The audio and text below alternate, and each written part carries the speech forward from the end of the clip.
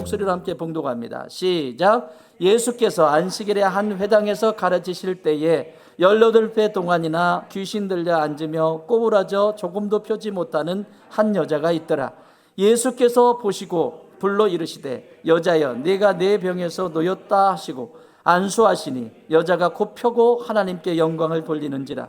회당장이 예수께서 안식일에 병 고치시는 것을 분내어 무리에게 이르되 일할 날이 엿새가 있으니 그동안에 와서 고침을 받을 것이요 안식일에는 하지 말 것이니라 하거늘 주께서 대답하여 이르시되 외식하는 자들아 너희가 각각 안식일에 자기의 소나 나귀를 외양간에서 풀어내어 이끌고 가서 물을 먹이지 아니하느냐. 그러면 18배 동안 사탄에게 매임받은 이 아브라함의 딸을 안식일에 이 매임에서 푸는 것이 합당하지 아니하냐. 예수께서 이 말씀을 하심에 모든 반대하는 자들은 부끄러워하고 온 무리는 그가 하시는 모든 영광스러운 일을 기뻐하니라. 아멘. 아멘. 자, 누가복음 오늘 13장의 이야기는 성경의 안식일에 예수님께서 기적을 베풀어 준 사건이 4가지 사건이 있는데 그 첫 번째는 지난번에 우리가 살펴보셨던 것처럼 오른손 마른 사람의 이야기입니다. 안식일에 어디에서? 회당에서. 오늘날로 말하면 교회 속에 손이 말라 있는데 창피해서 귀퉁이에 있던 이 사람을 예수님께서 한가운데 세우시고 고치시는 장면, 이 장면을 봤고요. 또 오늘 소개하고 있는 이 본문도 안식일에 일어난 사건입니다. 그리고 여러분 살펴보셨던 베데스다 연못 은혜의 집이라고 하는 은혜의 집에서 일어난 사건도 안식일에 일어난 사건입니다. 그리고 다음 주에 우리가 보게 될 맹인, 나면서부터 맹인인 이 사람을 고치는 것도 안식일에 일어난 사건입니다.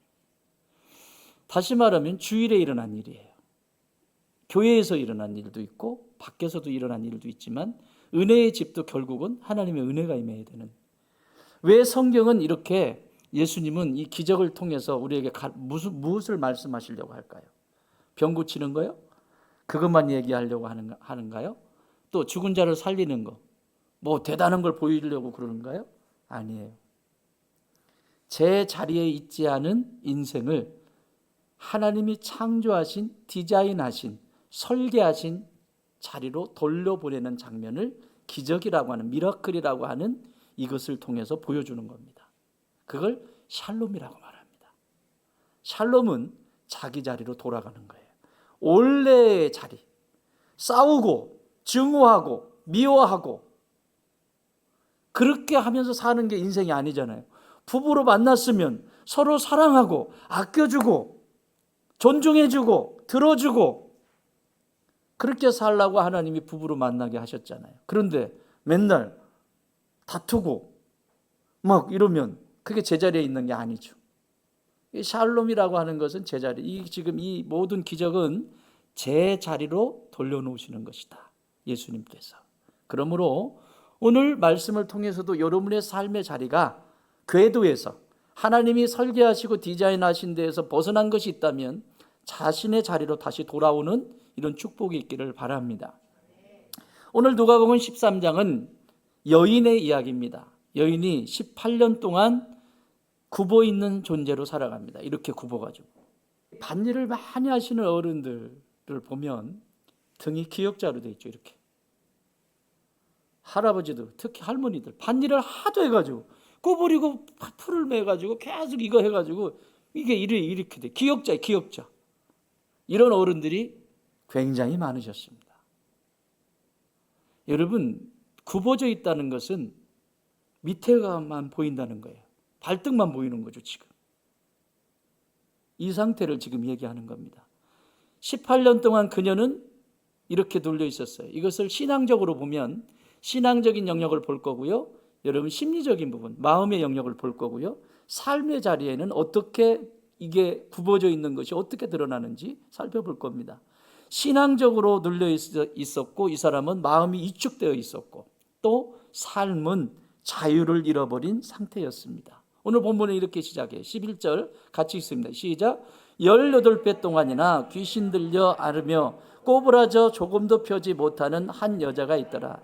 여러분, 이 세상에 부정적이고 어둡고 절망하게 만들고 그리고 소망을 끊어버리고 그리고 미워하게 만들고 어둠 가운데 있게 되고, 이건 다 누가 하는 일일까요? 여기 써 있잖아요. 귀신에 들려 어둠이 하는 일이에요. 내 속에 하나님은 그렇게 창조하시지 않으셨거든요. 사랑하는 존재로 창조하셨거든요. 배려하고 존중하는 존재로 창조하셨거든요. 그것이 기쁨이거든요. 여러분, 싸울 때 행복하세요? 서로 배려하고 재미지게 기쁨을 나눌 때 행복하세요? 왜 알면서 그래요? 그렇죠? 싸울 때 행복하죠? 아니에요? 여러분, 부부가 막 다투고 머리채 잡고 싸울 때 막 희열이 느껴지지 않아요? 막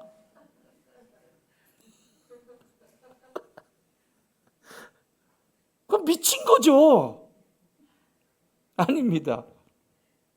서로 여보, 오늘 밖에서 힘들었을 텐데 씻어요. 내가 지금 오늘 가보니까 그냥 그 싱싱한 당신 좋아하는 그 새우가 파닥파닥 뛰는 새우가 여기 나와 있어서 사왔어요. 이거 지금 맛있게 끓여줄게. 씻고 나와. 막 씻으면서 기분 좋잖아. 막 자기가 좋아하는 거 하고 있으니까 막 자매님들, 형제들은요 무조건 먹는 거 좋아해요. 뭐든지 먹는 거 좋아하니까 잘 먹여주세요.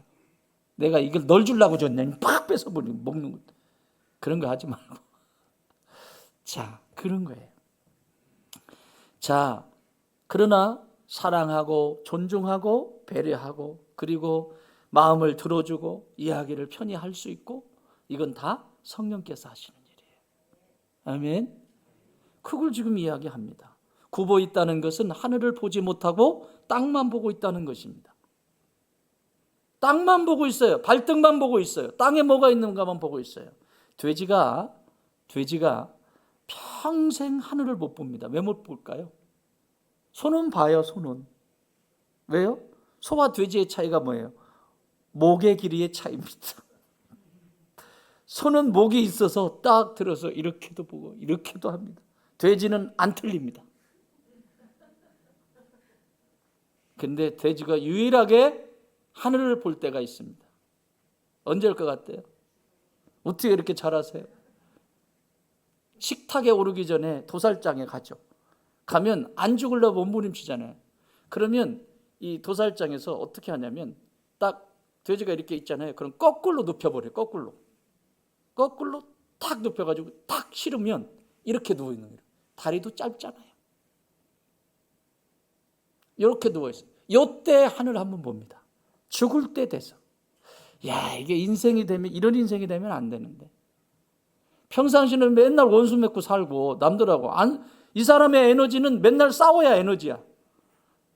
누군가랑 싸워야 힘이 생겨. 편하게 지내면 힘이 안 생겨요. 그런데 맨 마지막에 죽을 때 돼서야 눈이 열려갖고, 아유, 내가 좀 하늘 좀 보고 살걸. 끝났어. 미리 말씀드립니다. 평상시에 하늘을 보세요. 하나님의 세계를 눈을 열어서 보세요. 땅만 쳐다보지 마세요. 땅에서 현실적인 문제 앞에만 머물러 있지 말고, 현실을 살지 말라는 것이 아니라 현실을 살지만 현실을 사는 영성이 있기를 바랍니다. 하늘을 보는 눈이 열리기 바랍니다. 하나님을 바라보아야 할 신앙이 현실에 눌리고, 사랑받아야 할 마음이 수치심에 묶이고, 하나님께 영광 돌려야 할 삶이 매임 속에 갇혀 있는 상태를 말합니다. 그러나 예수님은 그 여인을 보셨습니다. 예수님이 찾아오신 거예요. 어제도 있었거든요. 지난주에도. 근데 예수님이 오셨어요. 이 회당에, 이 교회에. 오늘도 예수님이 이곳에 오시면, 여러분이 그 예수님을 만나면 이것으로부터 자유케 될 줄 믿습니다.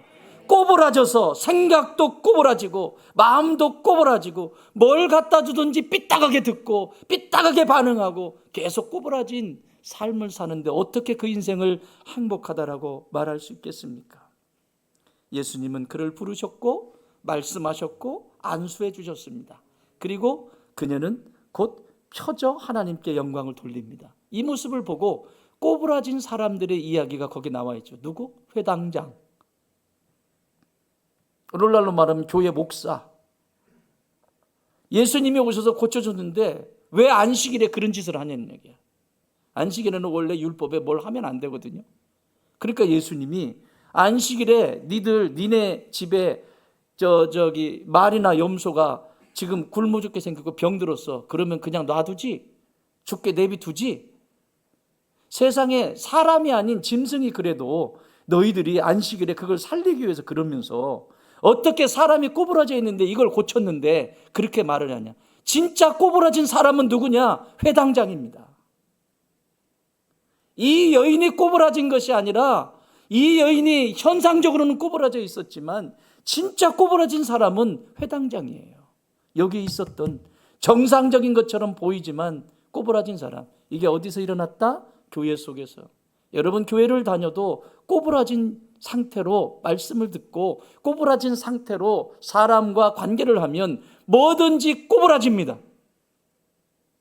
그러나 반듯한 상태에 하나님이 주시는 은혜의 눈으로 보고 은혜의 귀로 듣고 은혜로 섬기면 빛 가운데 있게 됩니다. 오늘 말씀 제목은 땅만 보이던 인생이 하늘을 보다입니다. 땅만 보던 인생이 하늘을 봐요. 그분 인생은 땅만 보게 하지만 예수님의 은혜는 하늘을 보게 합니다. 그렇다면 신앙이 굽어졌을 때 어떤 일이 일어날까? 마음이 굽어졌을 때는 어떤 일이 일어날까? 그리고 내 삶이 삐딱하게 굽어졌을 때는 어떤 일이 일어날까? 살펴보면서 은혜를 받도록 하겠습니다. 첫 번째, 따라합시다. 신앙이 굽어지면 육체에 매여 산다. 이 육체라고 하는 것은 단순히 이 몸을 얘기하는 것이 아니라 몸이 원하는 대로만 움직이는 거죠. 내 눈에 보기 좋은 거, 내가 좋은 거. 신앙이 굽어졌을 때, 병들었을 때 생기는 일인데 한번 살펴보겠습니다. 16절 시작. 그러면 18배 동안 사탄에게 매임받은 이 아브라함의 딸을 안식일에 이 매임에서 푸는 것이 합당하지 아니하냐. 18배 동안 누구한테 매여 있다고요? 사탄에게 매임받았다. 그러니까 여러분 머릿속에 마음이나 불편하고 누군가를 미워하고 증오하고 이 안 좋은 생각들이 막 들어온다. 이건 하나님이 하는 일이 아니에요. 그것만 알아도 회개하겠지. 아무리 변명을 해도 그건 하나님이 하시는 일이 아니에요. 하나님의 사람이잖아요, 나는.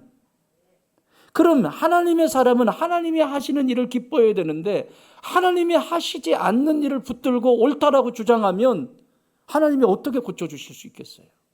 못 고쳐주세요. 이게 신앙적으로 병이 들면 하나님을 향한 시선이, 내가 하나님의 사람이었어 이전에, 그 시선이 자꾸 땅으로 갑니다. 사람에게 갑니다. 그것도 부정적인 어두운 사람에게 갑니다. 굽은 사람은 자연스럽게 아래를 봅니다. 하늘을 보기 어렵습니다. 이것은 신앙적으로 중요한 의미를 가집니다. 신앙이 굽어지면 하나님보다 현실이 더 크게 보입니다. 은혜보다 문제가 더 크게 보입니다. 하나님의 약속보다 두려움이 더 크게 보입니다. 하나님의 자녀라는 정체성보다 자신의 연약함이 더 크게 보입니다. 오늘 누가복음 13장의 여인은 회당에 있었습니다. 오늘날 예배의 자리에 있었습니다. 그러자 참 자유가 없었습니다. 하나님이 주시는 자유를 잃어버렸어요. 예배의 자리에는 있었지만 삶은 여전히 굽어져 있습니다. 이것은 오늘 우리의 모습일 수 있습니다. 예배는 드리지만 마음은 굽어져 있습니다. 찬양은 하지만 시선은 여전히 문제에 묶여 있습니다. 말씀은 듣고는 있지만 영혼은 펴지지 않고 있습니다. 이스라엘 백성도 광야에서 이런 모습을 보였습니다. 그들은 애굽에서 구원받았지만 광야에서 물이 없다라고 양식이 없을 때마다 원망했습니다. 구분신앙이죠.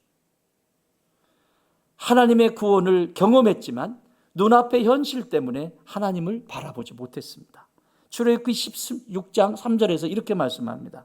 이스라엘 자손이 그들에게 이르되 우리가 애굽 땅에서 고기가마 곁에 앉아있던 때와 떡을 배불리 먹던 때에 여호와의 손에 죽었더라면 좋았을 것을 너희가 이 광야로 우리를 인도해내어 이 온 회중이 줄여 죽게 하는도다.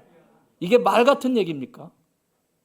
자신들이 내굽의 노예로 살던 존재를 하나님이 구원해 주셨는데, 모세를 통해서 구원해 주셨는데, 좀 배고프다고, 좀 육체가 좀 불편하다고 계속 얘기를 하다가 결국은 차라리 그 애굽에서 노예로 사는 게 낫다, 차라리 사단의 노예로 사는 게 낫다.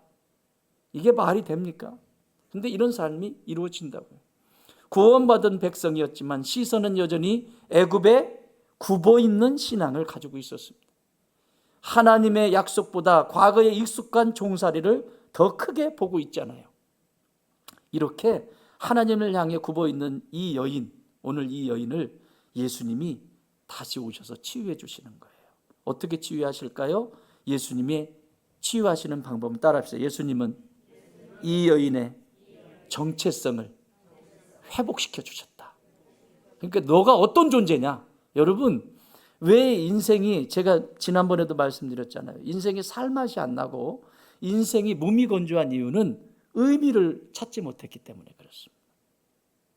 내가 무엇을 해야 되는지 가치 있는, 의미 있고 가치 있는 것을 찾게 되면 신앙을 떠나서도 이 세상에 의미와 가치를 찾으면 그것 때문에 굶어도 그것 때문에, 없어도 그것 때문에 할 수 있는 그 의미와 가치가 있어야 돼요. 더군다나 믿음의 사람들에겐 그 의미와 가치는 당연히 하나님 나라의 관점이 있잖아요. 그 의미와 가치가 거기 있기 때문에 내 정체성은 하나님의 자녀라고 하는 사실이죠. 예수님은 굽은 여인을 단순히 병든 여인으로 부르지 않으셨습니다. 다른 사람들은 병든 여인이라고 말했지만 예수님은 그녀를 이렇게 부르셨습니다. 16절 시작. 그러면 18배 동안 사탄에게 매임받은 이 아브라함의 딸을 안식일에 이 매임에서 푸는 것이 합당하지 아니하냐? 뭐라고 말씀하세요? 아브라함의 딸이라. 사람들은 그녀를 굽은 여인으로 보았습니다. 회당장 역시 안식일 규례의 문제로 삼아서 그를 바라봤습니다. 그러나 예수님은 그녀를 아브라함의 딸로 보셨습니다. 이 얘기는, 아브라함의 딸이라고 하는 얘기는 하나님의 자녀라고 하는 언약의 관계 속에서 하나님의 자녀라고 하는 그 애칭을 아브라함의 딸이라고 말하는 것입니다. 이것이 신앙의 치유입니다. 신앙이 병들면 가장 먼저 나는 누구인가? 나는 하나님의 자녀인데 하나님의 자녀답게 내가 지금 있는가? 그거부터 보면 되잖아요. 신앙의 회복은 내가 누구인지를 다시 아는 데서 시작이 됩니다. 나는 문제에 묶인 사람이 아닙니다. 나는 실패로만 정의되는 사람이 아닙니다. 나는 상처가 전부인 사람이 아닙니다. 나라고 하는 존재는 하나님 언약 안에 있는 사람입니다. 그리고 나는 하나님의 자녀입니다. 그 정체성 때문에 신앙이 다시 펴지기 시작하는 거예요. 삭개오도 그랬습니다. 사람들은 그를 죄인으로 보았습니다. 그러나 예수님은 그의 집에 들어가셨고 이렇게 말씀하십니다. 누가복음 19장 9절 시작. 예수께서 이르시되 오늘 구원이 이 집에 이르렀으니 이 사람도 아브라함의 자손이미로다. 아멘. 아브라함의 뭐다? 자손. 굽어 있는 이 여인에게는 아브라함의 딸이다 라고 말씀하시고 삭개오에게는 아브라함의 자손이라고 하셨습니다. 다 똑같은 말입니다. 하나님의 자녀다. 회개에 이르는 축복입니다. 예수님은 사람을 과거로 규정하지 않으십니다. 네 과거에 어떤 것이 제일 비겁하고요, 제일 난잡하고요, 제일 어리석고요, 제일 못된 사람이 누구냐면 과거에 내 과거의 그것, 나의 그 수치스러운 그 과거를 가지고 와서 소환시켜서 부부싸움을 하고 그거 소환시켜가지고 이건 진짜 하지 말아야 돼요. 싸우지 말라는 게 아니에요. 싸울 수 있어요. 다툴 수 있어요. 저도 싸워요. 그런데 그걸 어떻게 싸우느냐가 중요하죠. 그러나 그 원칙 중에 하나가 과거에 나의 기억하고 싶지 않은 그 수치를 다시 끌어내는 거. 자기가 하나님이야? 예수님이라면 그렇게 하세요. 그러나 우리는 연약한 존재입니다. 그가 말하기 전에는 내가 옛날에 과거에 당신한테 이렇게 해서 힘들게 했지 말한 것이 아니라면 그 수치스러운 것을 끄집어내지 마세요. 예수님은 과거로 그를 규정하지 않으셨습니다. 은혜 안에서 새 정체성을 확인시켜 줬습니다. 당신은 하나님의 자녀잖아. 당신은 하나님의 아들이잖아. 당신은 하나님의 딸이잖아. 그러므로 거기 가서 다시 시작하자. 그러므로 신앙이 굽어졌을 때 필요한 치유는 이것입니다. 다시 예수님을 똑같이 바라보는 것입니다. 성전을 찾는 것입니다. 다시 하나님의 자녀라는 정체성을 붙드는 것입니다. 다시 하늘을 향해 눈을 드는 것입니다. 시편 121편 1절 2절은 이렇게 말씀합니다. 내가 산을 향하여 눈을 들리라. 나의 도움이 어디서 올까? 나의 도움은 천지를 지으신 여호와에게서로다. 아멘. 굽은 신앙은 땅만 봅니다. 그러나 회복된 신앙은 눈을 들어 영의 눈을 열어 하나님을 찾는 데 바쁩니다. 이런 믿음의 자녀들이 되시길 주의 이름으로 축원합니다.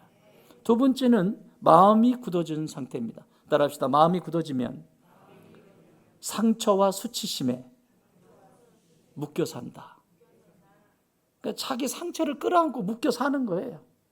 그게 상처인지도 모르고 묶여 살고 수치심과 분노 속에 묶여 사는 거죠. 계속. 그래서 이게 힘들어요.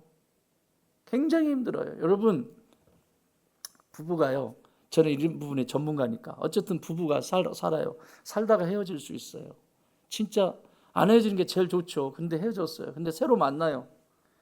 이전에 그 사람하고 사는 게 쉬울까요? 새로 만난 사람하고 사는 게 쉬울까요?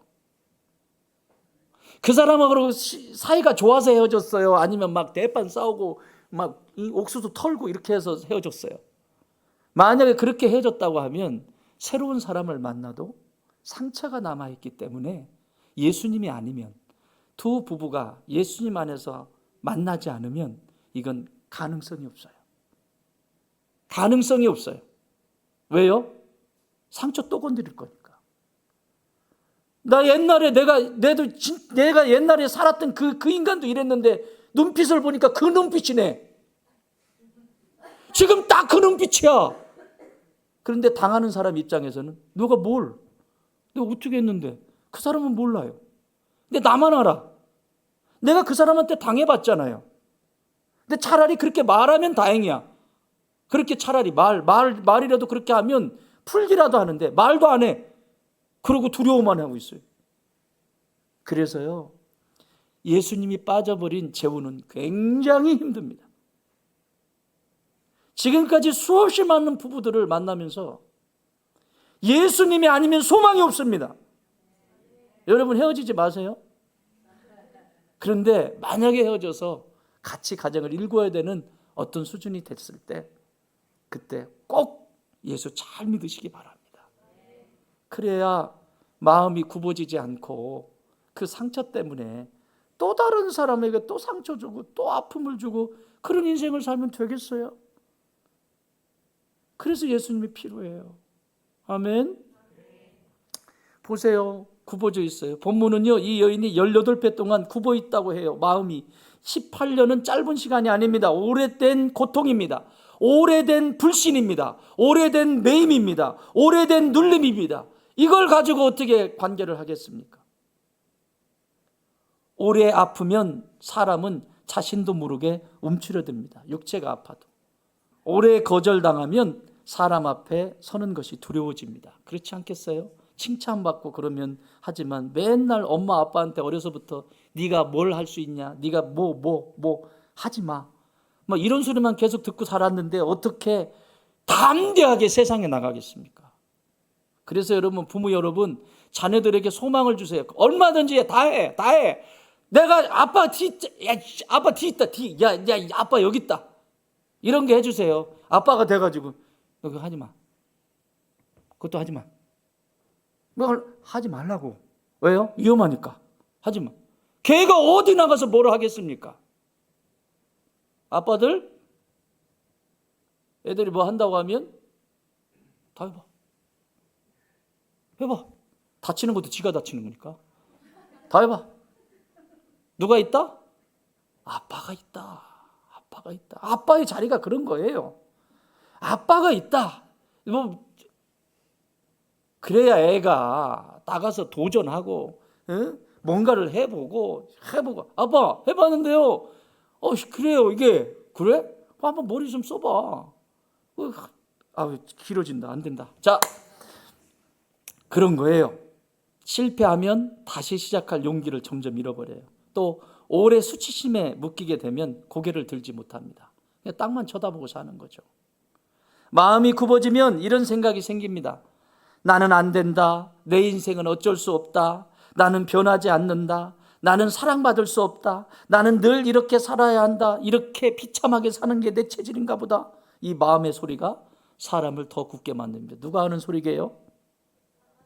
사탄이 하는 소리인데 왜 거기에 동조하냐고. 엘리야도 마음이 굽어진 순간이 있었습니다. 우리가요 이런 마음이 굽어지는 순간이 있어요. 순간 찾아왔다가 또 사라지고 은혜 안에서 또 녹아지고 이러는 거죠. 없는 게 아니에요. 다 있어요. 그런데 심리상담에서는 심리학에서는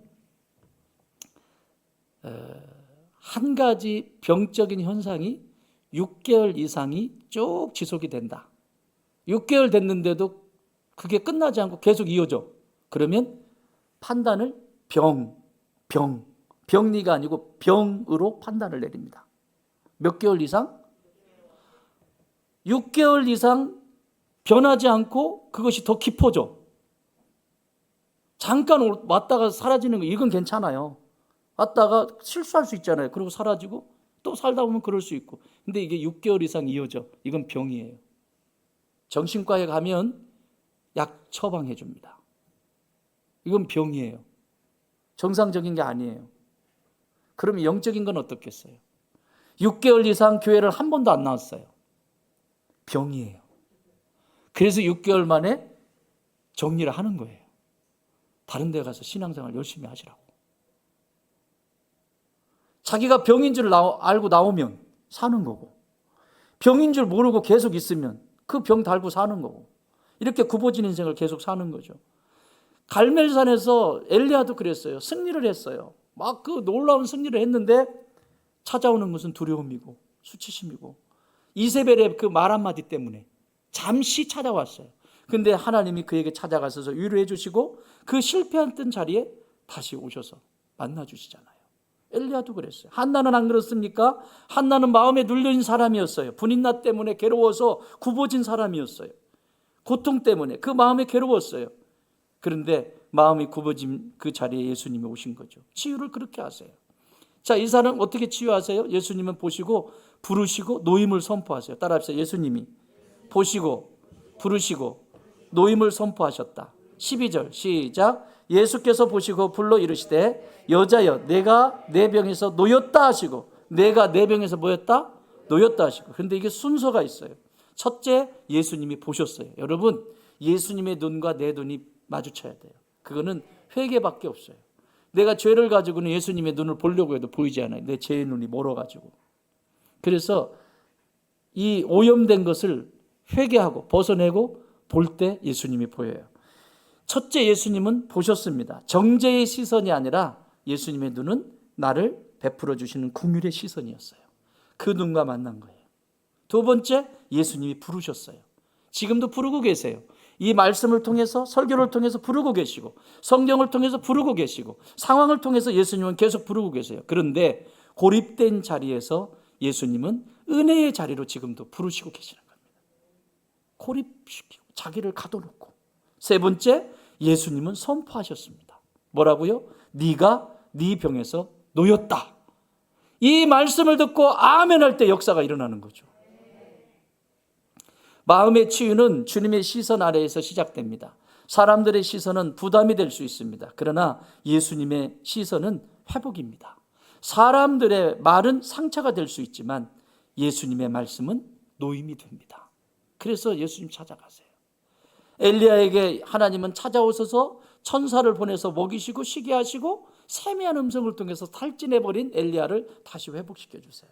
한나에게도 하나님께서 그에게 찾아오셔서 마음이 굽어졌을 때 치유의 길을 열어주셨어요. 주님의 시선, 예수님의 시선 아래 머물게 하시고 예수님의 말씀으로 자신을 다시 해석하는 은혜의 자리에 한나도 있게 됩니다.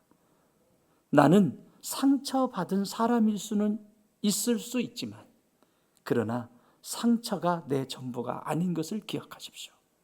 나라고 하는 존재는 실패를 경험했을 수 있으나 그러나 나는 실패한 이름으로 낙인시키지 마십시오.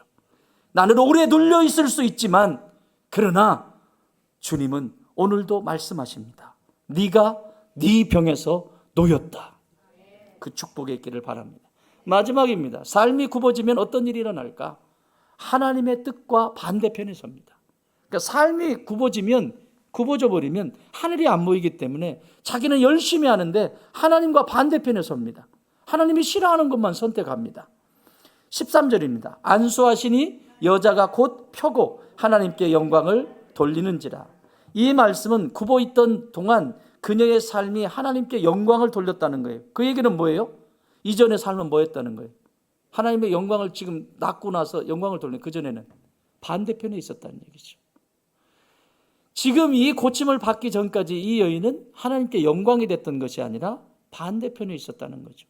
영광을 돌리지 못하는 곳에 있었다는 거예요. 여러분, 삶이 굽어지면요, 태도가 굽어지면 하나님께 영광을 돌릴 수가 없습니다. 교회 속에서도 마찬가지죠. 삶이 굽어지면 목적을 잃어버립니다. 관계가 굽어지고 사명이 굽어지고 예배가 굽어지기 시작합니다. 삶이 하나님께로 향하지 못하고 반대편에 서면 상처와 염려와 자기 연민 쪽으로 굽어지기 시작합니다. 마르다가 삶이 분주함으로 굽어진 삶의 태도를 취했을 때 예수님을 섬기고 있었지만 마음은 불평과 비교로 눌려 있었습니다. 누가복음 10장에 이 이야기가 나오는데요, 섬김을 하고 있었지만 마음은 자유하지 않았습니다. 예수님은 마르다에게 말씀하셨죠. 너 지금 굳었다. 누가복음 10장 41절 이하에 이렇게 말씀합니다. 주께서 대답하여 이르시되 마르다야 마르다야 네가 많은 일에 염려하고 근심하나 몇 가지만 하든지 혹은 한 가지만이라도 족하니라. 마리아는 이 좋은 편을 택하였으니 빼앗기지 아니하리라 하시니라. 아멘. 삶이 굽어지면 좋은 일을 하면서도 기쁨을 잃어버립니다. 하나님이 선한 일을 하면서도 기쁨을 잃어버립니다. 섬기면서도 원망합니다. 일하면서도 하나님을 놓칩니다. 성전 미문에 앉아있던 못 걷던 한 사람이 사도행전 3장에 기록되어 있습니다. 그는 성전 문 앞에 있었지만 성전 안에 기쁨을 누리지 못합니다. 성전 앞에는 있지만 성전 안에서 하나님이 주시는 기쁨을 못 누려요. 이게 오늘 시대의 영적인 상태도 그래요. 교회에는 앉아있지만 하나님이 주시는 기쁨이 없다면 그걸 찾으려고 하셔야 돼요. 문 밖에 있는 성전 미문에 있는 안진뱅이가 되면 안 됩니다. 그는 성전 문 앞에 있었지만 성전 안에 기쁨을 누리지 못합니다. 구걸은 했지만 교회 가면 이것도 할 수 있고 저것도 할 수 있는, 나에게 유익을 줄 수 있는 구걸은 할 수 있지만 찬양은 하지 못했습니다. 성전 가까이에 있었지만 예배의 충만함을 누리지 못했습니다. 이런 사람을 예수님이 굽은 삶을 펴서 예배의 자리, 하나님의 영광의 자리로 초청하십니다. 예수님이 안수하시자 여인은 곧 펴졌어요. 그리고 하나님께 영광을 돌렸습니다. 회복의 목적은 단순히 편안해지는 것이 아닙니다. 교회에 오시는 목적은 단순히 내 마음이 편하니까 그것도 해당이 됩니다. 그러나 더 중요한 목적은 다시 하나님께 영광을 돌리기 위한 삶으로 바뀌어져야 합니다. 성전 미문에 못 걷던 사람도 베드로와 요한을 통해 회복되었을 때 이렇게 변화되었습니다. 사도행전 3장 8절 뛰어 서서 걸으며 그들과 함께 성전으로 들어가면서 걷기도 하고 뛰기도 하며 하나님을 찬송하니 할렐루야. 진짜 예수 믿는 모습입니다. 안진뱅이로 앉아있는 것이 아니라 뛰어 서서 걸으며 그들과 함께, 변두리에 고착돼 버린 그런 인생이 아니라 함께 성도들과 함께 성전으로 들어가면서 걷기도 하고 뛰기도 하며 하나님을 찬송하는, 이게 회복입니다. 구경하던 사람이 찬송하는 사람이 됐습니다. 성전 문 밖에 있던 사람이 성전 안으로 들어갔습니다. 막힌 삶이 예배의 삶으로 펴졌습니다. 베드로의 장모도 열병으로 누워 있었는데 그러나 예수님께서 손을 잡아 일으키시니 열병이 떠나가고 펴지는 인생이 되었습니다. 회복된 삶은 다시 섬기는 삶이 됩니다. 그리고 펴진 삶은 하나님께 영광을 돌리게 되어 있습니다. 내게 주신 시간, 내게 주신 재물, 내게 주신 지식, 내게 주신, 여러분 저는 주의 종이 되고 나서 공부밖에 안 한 것 같아요. 머리가 나빠요. 그리고 머리가 나쁘기보다는 공부하는 걸 싫어했어요.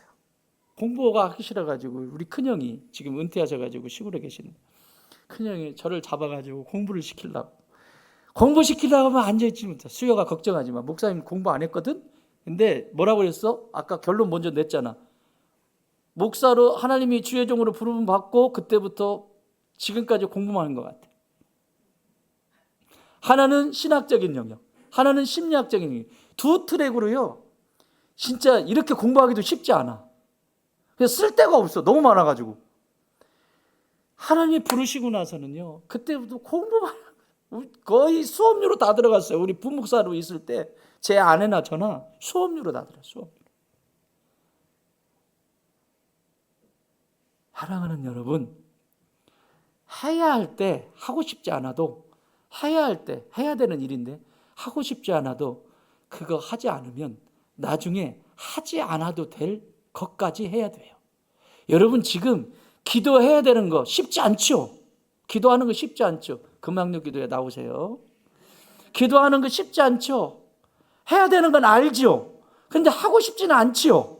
그런데요, 하고 싶지 않지만 지금 하지 않잖아요? 그럼 저 같은 사람 돼요. 평생 공부만 해야 돼요.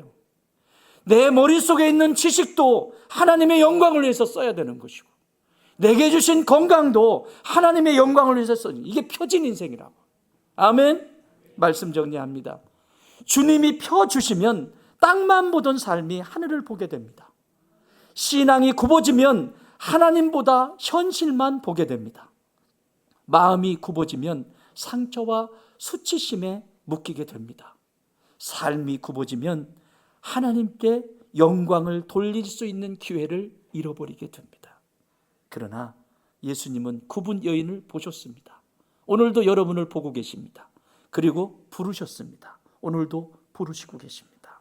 그리고 안수하셨습니다. 오늘도 안수하고 계십니다. 그리고 그녀를 펴주셨습니다.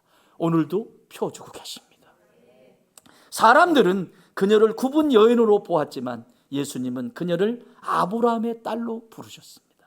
목사가요, 개인적인 인간적으로 보면 아우 진짜 안 보고 싶다 진짜. 짜증난다. 해도 너무하네. 그런데 목사가 다시 회개하는 기회가 이거예요.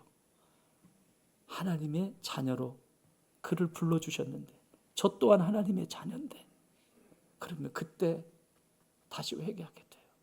인간적으로 볼 때는 진짜 안 만나고 싶고 관계도 안 하고 싶고 정리해버리고 싶고 왜 이렇게 거룩하게 저를 보지?